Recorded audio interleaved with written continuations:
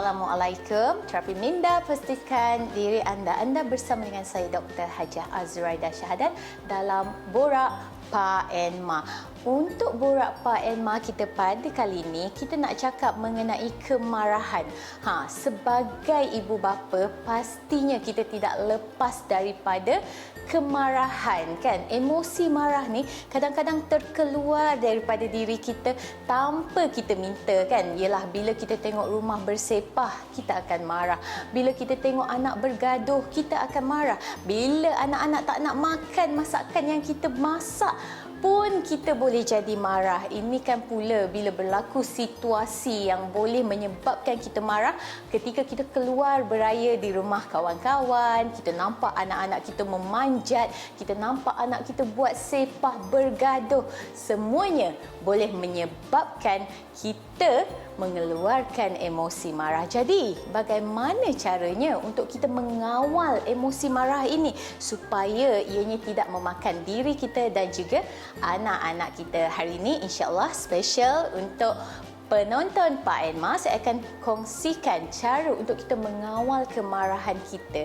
Yang pertama adalah dengan mengenal pasti situasi. Sekiranya keadaan marah itu berlaku di luar kawasan rumah kita dan anak-anak yang berada di rumah yang menyebabkan kita merasa marah, mungkin melalui one phone call away kita jadi marah dengan anak kita.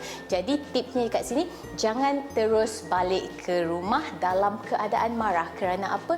Kerana ia boleh merosakkan situasi dan hubungan kita dengan anak-anak. Sebaliknya, ketika kita berasa marah, kita berada di luar rumah, ambil masa untuk menenangkan diri kita. Mungkin kita boleh pergi minum kopi dulu dekat coffee house, atau mungkin kita boleh jumpa dengan kawan-kawan untuk sembang dan salurkan rasa kemarahan tersebut supaya ia tidak disalurkan di dalam rumah dan terkena kepada anak-anak kita. Itu yang pertama. Yang kedua, sekiranya kita sedang marah dan kita berada di dalam kawasan rumah, di dalam rumah, situasi rumah tersebut, anak-anak tersebut yang menyebabkan kita rasa marah.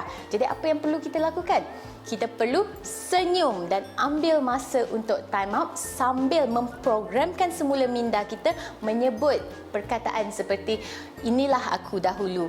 Sedarkan diri kita bahawa kita tidak harus memarahi anak-anak kita kerana mungkin inilah kita dahulu dan bersusah payahnya parent kita menjaga kita sebagaimana keadaan yang berlaku sekarang. Dan dalam masa yang sama, jangan lupa untuk senyum. Ambil masa 2 minit untuk naik ke atas, pergi ke dapur atau menyendiri sambil senyum. Kerana apa kena senyum? Sebab otak kita akan menyangka bahawa kita sedang bergembira. Maka di situ otak tidak akan merembeskan hormon stres. Jadi dekat sini, selepas 2 minit senyum, kita boleh kembali berjumpa dengan anak-anak kita. Dan yang terakhir sekali, sekiranya kita berada di kawasan rumah juga dan kita sedang rasa dalam keadaan yang emosi tidak stabil, tengah marah, jadi apa yang kena kita lakukan?